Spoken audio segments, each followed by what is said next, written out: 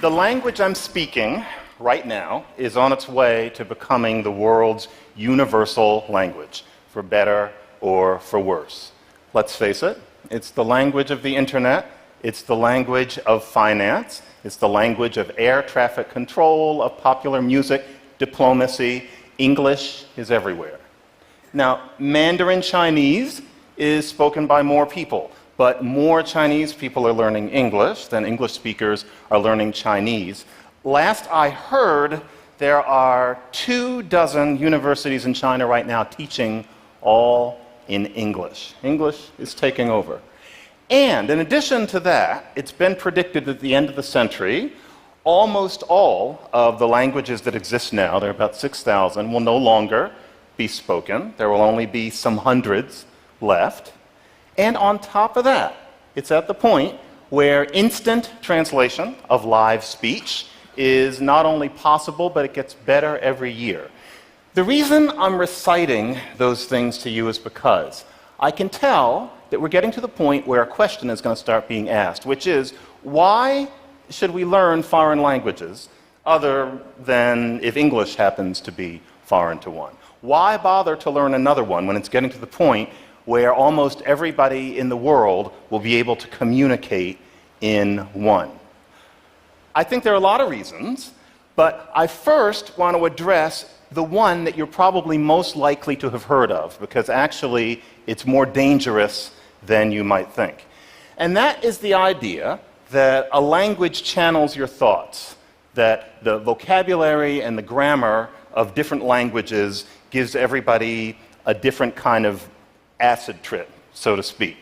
That is a marvelously enticing idea, but it's kind of fraught. So, it's not that it's untrue completely, but you have to watch out, because imagine if somebody put us under the microscope, the us being those of us who speak English natively. What is the world view from English? So, for example, let's take an English speaker. Up on the screen, that is Bono.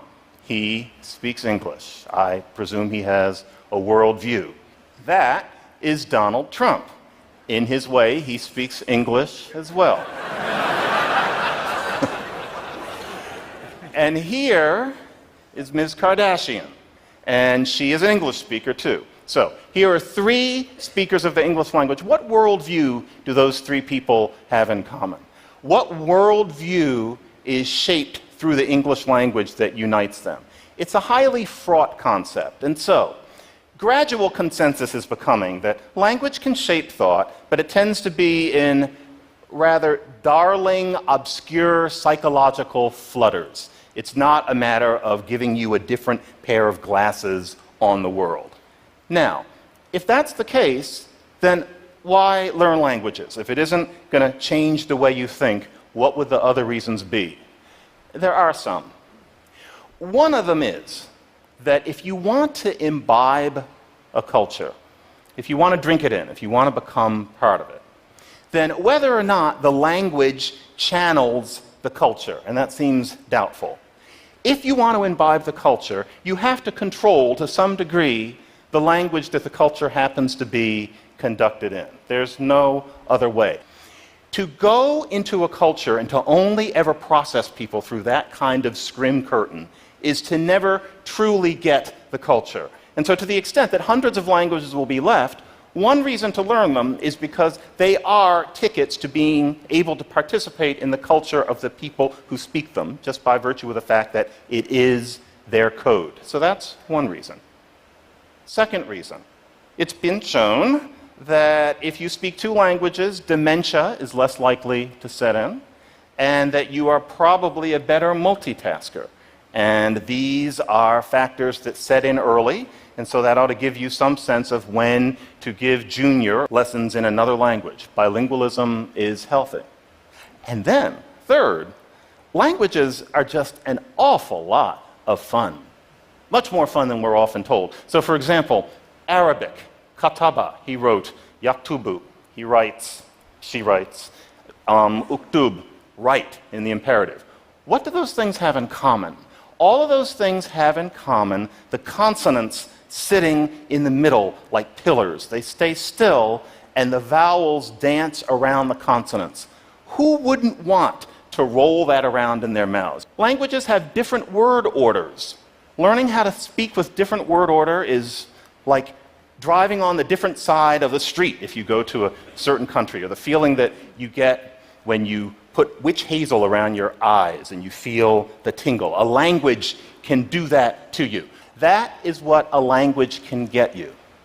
And more to the point, we live in an era when it's never been easier to teach yourself another language. It used to be that you had to go to a classroom and there would be some diligent teacher, some genius teacher in there, but that person was only in there at certain times and you had to go then. And then was not most times. You had to go to class. You had books that didn't work. That's just the way it was. Today, you can lie on your living room floor, sipping bourbon, and teach yourself any language that you want to with wonderful sets such as Rosetta Stone. You can do it any time. Therefore, you can do it more and better. You can give yourself your morning pleasures in various languages. Couldn't have done it 20 years ago when the idea of having any language you wanted in your pocket coming from your phone would have sounded like science fiction to very sophisticated people. So, I highly recommend that you teach yourself languages other than the one that I'm speaking, because there's never been a better time to do it. It's an awful lot of fun. It won't change your mind, but it will most certainly blow your mind. Thank you very much.